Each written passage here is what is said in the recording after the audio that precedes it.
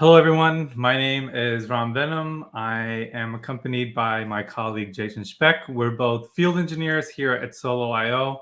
And today we want to talk to you about using Kubernetes and Envoy to consolidate and connect your diverse API ecosystem.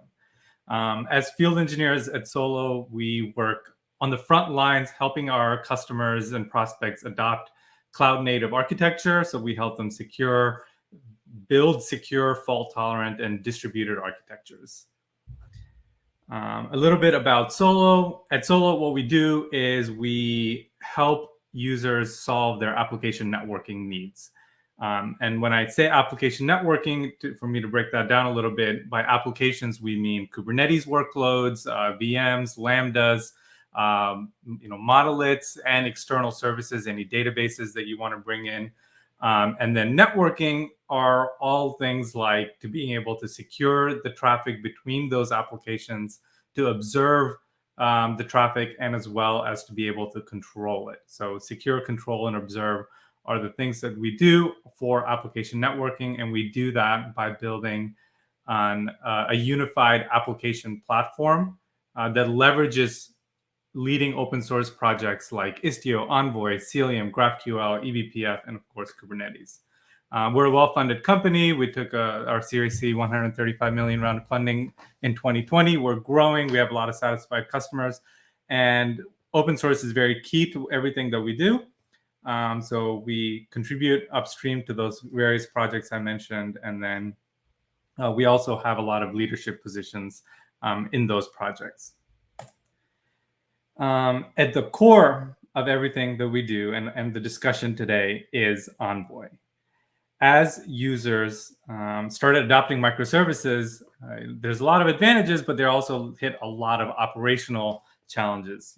Things like to be able to handle certificates, to be able to capture metrics, to be able to reroute traffic, resiliency, rate limiting, circuit breaking. All of these logics now are having to be embedded in microservices, which really slowed them down. So that was really the reasoning why Lyft actually built Envoy as a separate, dedicated layer to be able to handle all these operational challenges and keep them away from your developers and your microservices so that they can stay business focused. What started off as just an edge proxy inside Lyft, quickly took off in popularity. Just inside Lyft, they routed all their Lyft traffic to it. And then after they contributed to open source, now there's thousands of companies that have adopted Envoy, and there's trillions of requests that are going through Envoy. So it's well battle tested, and its popularity is exponential, and really it became an innovating technology. And to prove that, there's a documentary on Netflix you can watch. It's a 30-minute documentary about the beginnings of Lyft and why it was built, and its tremendous success. The reason for its success is actually quite simple. At the heart of it, it's open source. It's a neutral foundation. There's a lot of different companies that can contribute to this diverse community. So it is a project that is backed by several large enterprises. It is small, it is lightweight, and it's built for the cloud. And what I mean by that is it is designed to run in your cloud native environments. It is a tiny microservice. It is configurable dynamically using an API. You don't need to reload it every time you make a change. It is extensible using additional filters. And there are a lot of things that you get out of the box just by sending your traffic through this proxy. A project that builds on top of Envoy is Istio. Envoy by itself is very powerful, but in many ways it's too low level, right? It's not meant for you to write, hundreds of lines of Envoy code to get it to do everything that it does. It's very powerful, but it could be pretty verbose and complex for you to implement Envoy language directly. And for that sake, there's this concept of a control plane that manages envoys as you distribute them across your network. Istio is a service mesh that leverages Envoy in such a way. It will deploy Envoy as your API gateway for traffic coming into your cluster or into your environment. it will deploy Envoy next to every one of your application workloads so that you get fine granular level control next to every one of your workloads.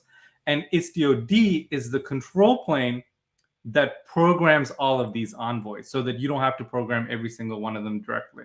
You define your configuration, your intent to Kubernetes using custom resources. Istio D will read that config and then translate it to lower level envoy configuration and distribute it to your gateway envoy, your sidecar envoy, etc. This model scales very well, whether you have a single cluster or a multiple cluster. At Solo, we help users adopt a multi-cluster strategy across multiple teams, across multiple tenants. And as you can see in this diagram, Envoy is kind of everywhere. There's Envoy sitting at these two boxes at the edge of your network that capture traffic coming in. Traffic then goes to every one of your workloads. There's an Envoy there deployed as a sidecar.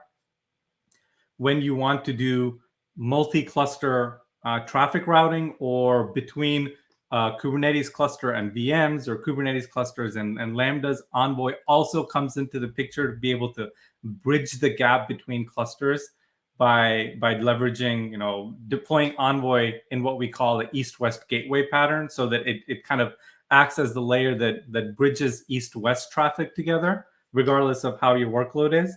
And as you build out these distributed architectures, you'll likely need what we call a management plane to leverage to program all of the Istios that are running everywhere. So a management plane is now where you declare your intent. Your intent is multi-cluster and multi-tenant aware. That gets converted to lower level Istio configuration, and then Istio will then translate it to Envoy config, and then it goes to every one of the proxies. So this model scales very well, and it will scale to multi-clusters, multi-regions, public cloud, private cloud, hybrid deployments, etc.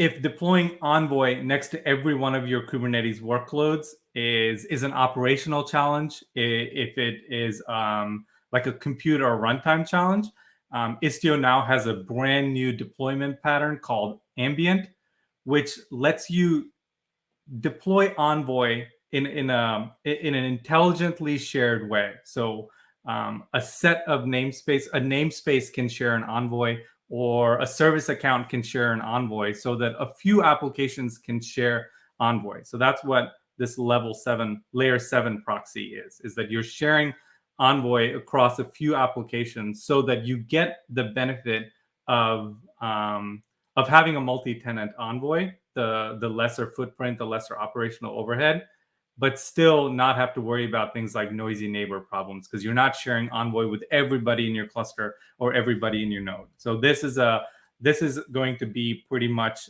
I believe, the default deployment pattern in Istio, in the coming months. And Solo and Google are working pretty much around the clock to make sure that this becomes up to speed and production ready.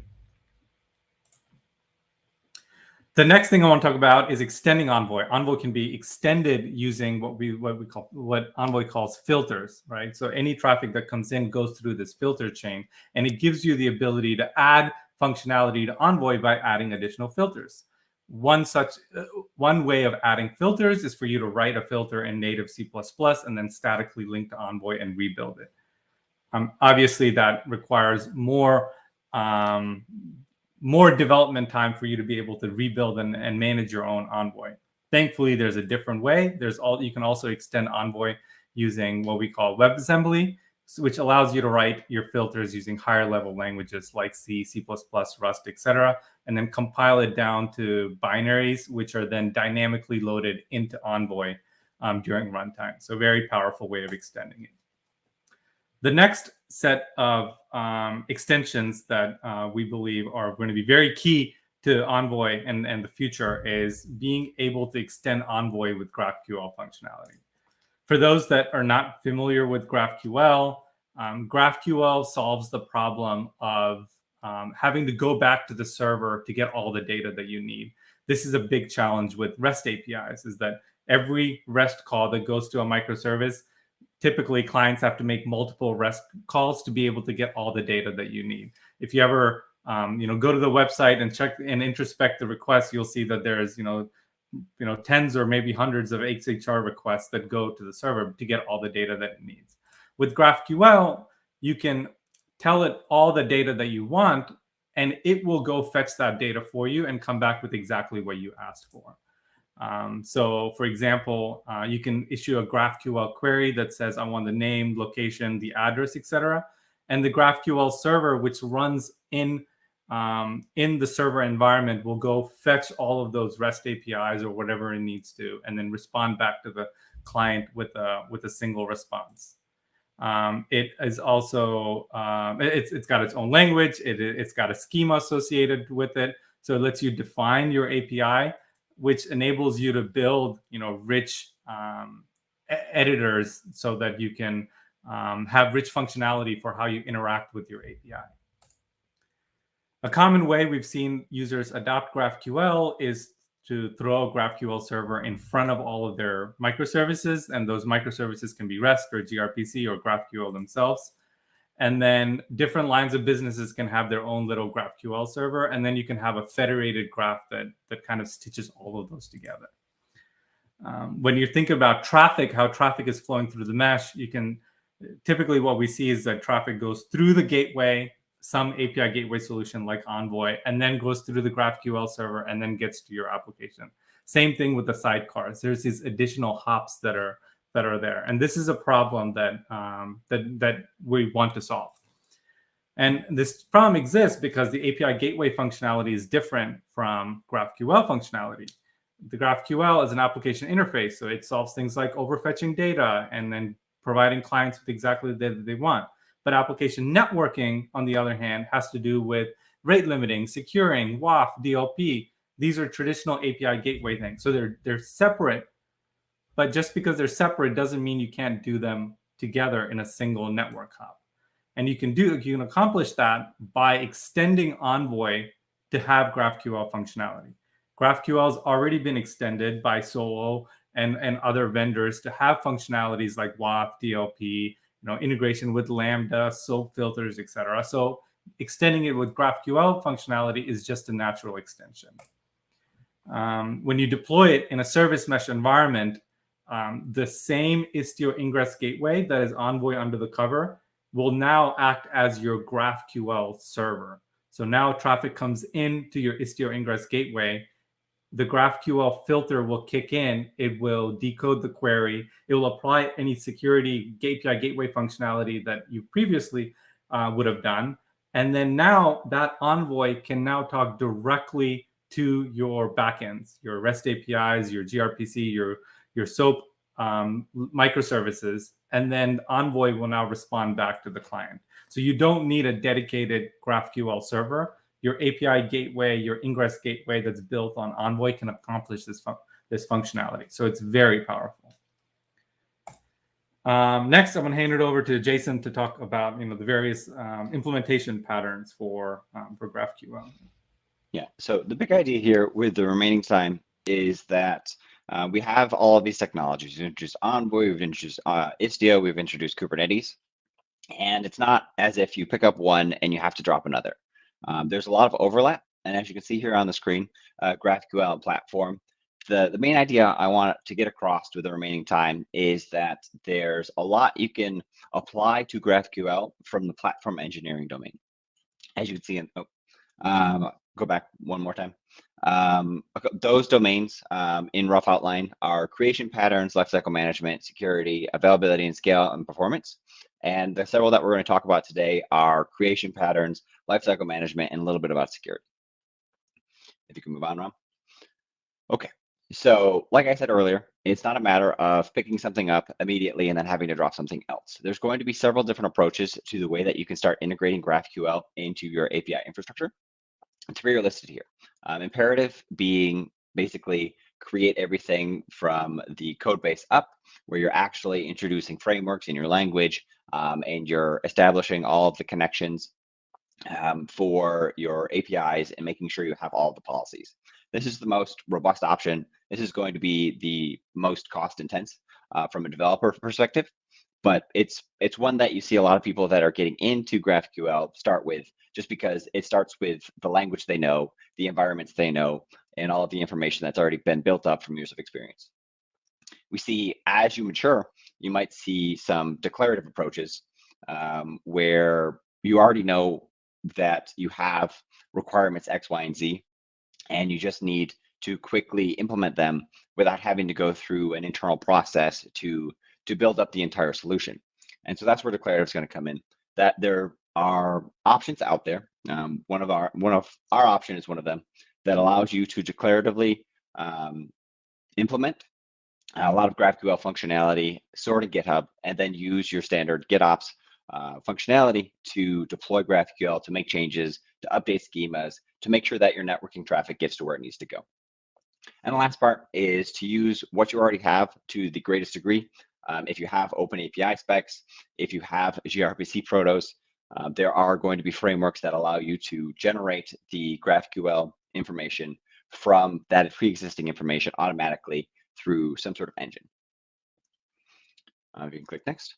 I'll briefly talk about each one of those. I guess I did just now. Imperative, as you can see here, there's a lot available there. It's going to require a lot of effort from your platform and your dev teams. Every GraphQL API is going to be probably slightly a little bit different because everybody's going to be coding in a slightly different style, maybe a different language. And so there's a lot of coordination involved. If you go to the next one. Declarative, as I said, there's going to be, you're coming to it with requirements, and you're going to make sure that the service that you're using is going to meet those requirements, but it's going to allow you to audit, to be able to send your GraphQL through a more rigorous compliance process than you would if you were going strictly through your code base.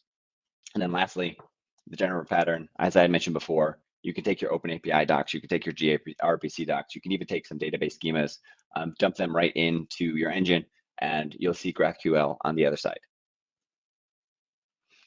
And in total, you'll see that your organization is probably going to choose a handful of these. Most organizations fall right in the middle of that tri-Venn diagram, but you could fall anywhere in there.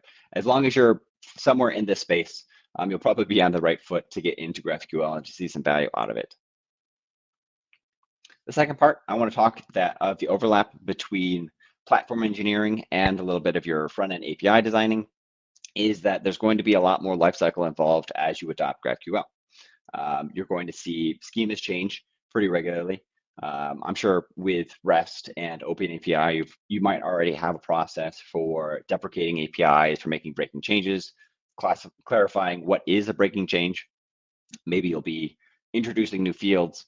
You need to do that in a structured way that's not going to make the use of your APIs from an internal client perspective or an external client perspective something that's untenable as time goes on, because you will have people that are early adopters that aren't going to necessarily be open to changes.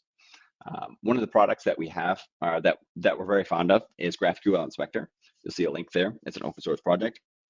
This is going to help you see the breaking changes, see the dangerous changes, see what things can be classified as safe to move forward, so that you don't necessarily need client buy-in. If you can go one more. Resolver changes are going to be how you're actually referencing the APIs that you're interfacing with, and you'll see that those are going to change more at a functional level. So you might not necessarily have to expose them to the client in the same way, but you'll see that the client could potentially see different data. So you'll often you'll probably want to see something like a canary deployment in that regard. And lastly, coordinating between the schema and the resolver changes. So you have the functional differences and the interface differences to make sure that you have a consistent approach throughout the entire lifecycle of your GraphQL APIs. Some of the tools that I would recommend there are ArgoFlux, Flagger. The last thing I'd like to talk about with the remaining time is security. GraphQL isn't going to reinvent the requirements from a security perspective. You can see on this diagram that we have GraphQL is just an extension of our current architecture. We have REST APIs, we have sidecars, we have Kubernetes, we have gateways. is going to want to integrate and leverage pre-existing security standards. So move on ahead. Two of those, as you're probably all familiar with, authentication and authorization. And basically, I think I'm going to skip through this one right now, down to a couple slides. One more time. Yeah, this one I think is good to end on. So the last thing I want to leave you with is that if you already have a pre-existing organizational structure, it might be a small team, you might be a large team, adopting new technologies like Istio, like Envoy, like GraphQL isn't necessarily going to be the easiest thing in the world, but you don't want it to have to restructure the way that you don't want it to have to restructure your organization. You want to be able to have the technology fit your organization structure as it is. And as you can see on the screen, there is a flow with the combination of Kubernetes, Istio, and Envoy, and GraphQL that allows you to take something from an API spec to an API doc, to an API product, all the way to the end user in a portal UI that respects your organization, your clients, but also allows you to move forward in a technological sense. But yeah, and so I think that's time for me. Just as a parting word, we've only talked about the surface of what GraphQL can add to something like Istio and Envoy. If you're just starting out with any one of those projects, we can help you migrate between or start to adopt other parts of the technology stack piecemeal as you're on your networking journey. Please come join us at our booth. I believe we'll have copies of Istio Ambient Explained or Istio in Action, both of which were written by engineers here at Solo.io. Otherwise, feel free to join us. I think this call is happening after our workshop, but if you have any questions about that workshop, feel free to reach us at our booth. Thank you. All right. Thanks, everyone.